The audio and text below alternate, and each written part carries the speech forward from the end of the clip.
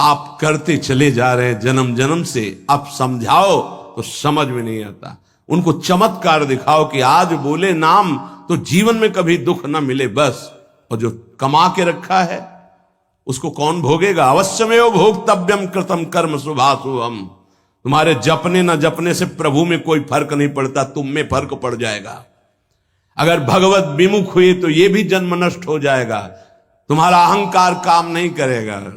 अभी मानव देह मिला, कर लो थोड़े दिन अहंकार, इसके बाद पता चल जाएगा। इसलिए अहंकार छोड़ो, शास्त्राज्ञा, संत आज्ञा, गुरुजनों की आज्ञा का पालन करो, जिससे तुम्हारा हृदय महान हो जाए। उस महान को प्राप्त करने के लिए हृदय महान चाहिए। तुम्हारा स्वरूप ही है आनंदमय। जीव सहज सुख त्यागी, सहज सुख राशि। तू अपने को नहीं जान पा रहा, इसलिए देह भाव से पापाचरण कर रहा है। अरे सावधान रहना चाहिए। दूसरे की निंदा सुनने मात्र से उसके सारे पाप हमारे ऊपर आ जाते हैं। कहीं परनिंदा हो रही हो तो वहां का सिद्धांत है, कान में अंगुली डाले, राधा राधा, कान में इसलिए कि अब दोबारा शब्द ना पढ़ पावे, और वहां से खड़ा होकर चला जाए। यदि सभा में किसी की निंदा हो रही है और वहां आप बैठे हैं तो आपको वैसे ही अपराध लगेगा जैसी वो निंदा कर रहा है, या उसका विरोध करे। जैसे शिशुपाल श्री भगवान के लिए मलिन शब्द उच्चारण कर रहा था, भीष्म जी खड़े हो गए, महाभागवत है, अगर प्रभु के प्रति अब एक भी शब्द बोला तो भगवान ने कहा शांत हो जाओ, तुम शांत हो जाओ, तुम मत बोलो। कुछ राजा शिशुपाल के पक्ष के थे, आवेश में भीष्म जी आ गए। अगर श्री कृष्ण को कोई एक शब्द भी बोले, मेरे आराध्य देव, पूरी सभा के ऊपर पैर रखता हूं। अर्थात हर वीर को ये मैं कह रहा हूं कि अगर श्री कृष्ण के विपक्ष में कोई बोला तो मैं रौंद दूंगा। केवल मैं भक्त ही नहीं हूं, मैं महाबली हूं। त्रिभुवन में कोई ऐसा जोड़ नहीं जो भीष्म अपने स्वरूप में आ जाए और फिर उसे। वही भीष्म जी जब अधर्म के पक्ष में खड़े हो गए, पांडवों के विपक्ष में, वही भगवान पांडवों के पक्ष में तो दंड मिला, 6 महीना बाणों की शैया पर पड़े रहे। अधर्म के कारण परास्त हुए ने। ऐसे महावीर महाभागवत को कोई परास्त कर सके असंभव। परम पावन गंगा जी के गर्भ में रहे, जिन गंगा जी का एक बूंद भी अगर शरीर छूटते समय चला जाए तो परम पद मिलता है, उनके गर्भ में रहे। अगर अधर्म का पक्ष ले लिया गया, अधर्म हो रहा है, सभा में बैठे हैं, तो उसी समय तेज नष्ट हो जाएगा, पुण्य नष्ट हो जाएगा, पाप का भागी बनेगा। जैसे भीष्म जैसे महापुरुष को भी बनना पड़ा। सभा में उधर ही बैठे और वही ही महाभागवतों की निंदा और अपमान हो रहा है, खड़े होकर चले जाना चाहिए। जैसे विदुर जी खड़े हुए और छोड़ दिया, आज के बाद तेरा अन्न नहीं पाएंगे, दुर्योधन इस सभा में नहीं आएंगे। जिस सभा में धर्मात्माओं की निंदा हो, उस सभा का त्याग कर दे। एकांत फूस की झोपड़ी बनाकर रहना पसंद, भिक्षा मांग के खाना पसंद, अधर्मियों का अन्न नहीं, अधर्म सभा का सेवन नहीं। तो भगवान विदुरानी जी के घर गए थे। पर निंदा सुनि श्रवण मलिन, बचाना चाहिए श्रवणेंद्रिय को। जहां किसी की निंदा हो, अब तो शौक है इस बात का, निंदा करने का और सुनने का एक व्यसन है। अपने को बड़ा अच्छा साधक मान लेना, दूसरे को हे मानकर उनकी निंदा करना, ये क्या कर रहे हो? अपने जीवन को गर्त में गिरा रहे हो। पर निंदा के किए ते आवत नहीं कछु हाथ, मूर्ख पर्वत पाप को ले चल अपने साथ। बचन दोष पर गाए, दूसरों के विषय की चर्चा करने का समय कैसे मिलता है लोगों को?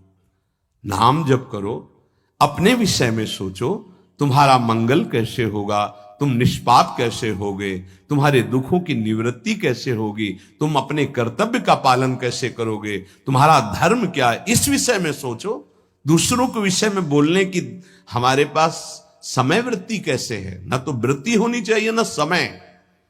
पर निंदा सुनकर श्रवणेंद्रिय मलिन हो गई और पर निंदा करके वचन मलिन हो गए और अपने प्रभु से विमुख होकर, हरि से विमुख होकर सब अपवित्र हो गया।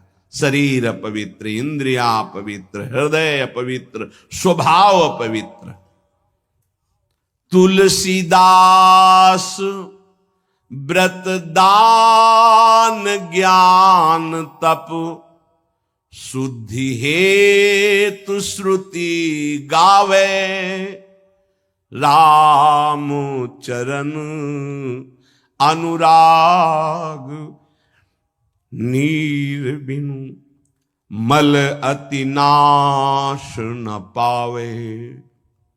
खास बात कह रहे हैं, शास्त्रों में बहुत वर्णन है। पाप नाश के बहुत से उपाय हैं, बड़े बड़े व्रत, कृच्छ चंद्रायण आदि व्रत, उपवास करने से कुछ पाप क्षीण होते हैं, लेकिन पाप प्रवृत्ति का नाश नहीं होता।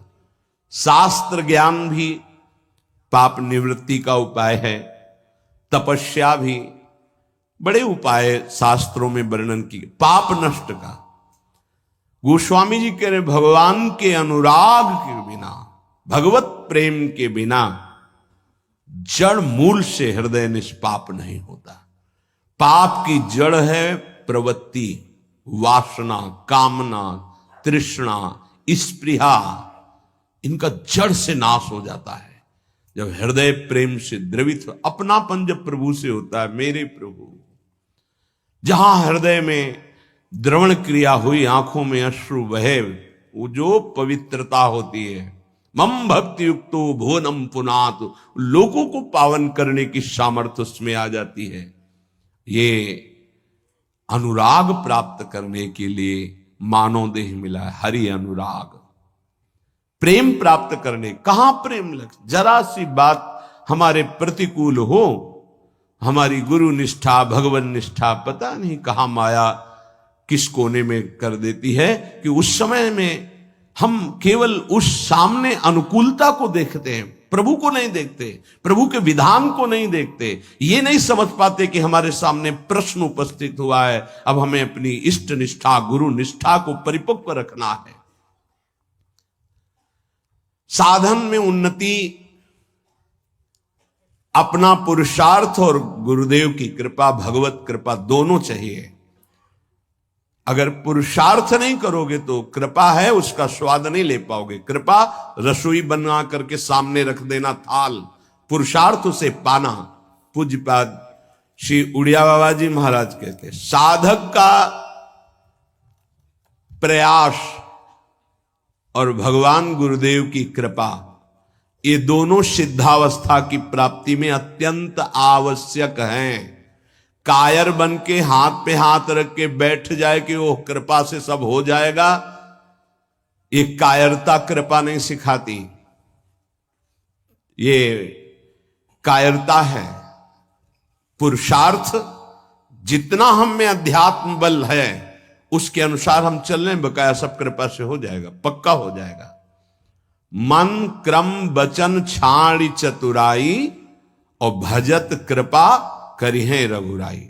मन से, वचन से, कर्म से ये चतुरता छोड़ो, अब सब कृपा से हो जाएगा। तो तुम प्रमाद करो और तुम्हारे ऊपर कृपा का प्रभाव जागृत हो जाए, ऐसा कभी नहीं देखा गया। जितना आप में सामर्थ्य मिली उसको लगाओ, शेष चिंता मत करो, कृपा पूरी कर देगी, पर आपको लगना होगा। साधक का पुरुषार्थ, निज चेष्टा और भगवत गुरु कृपा, ये सिद्धावस्था को प्राप्त कराती है। साधक का पुरुषार्थ अगर नहीं लगेगा तो विपरीत दिशा में चला जाएगा, असाधन बनने लगेगा। उपासक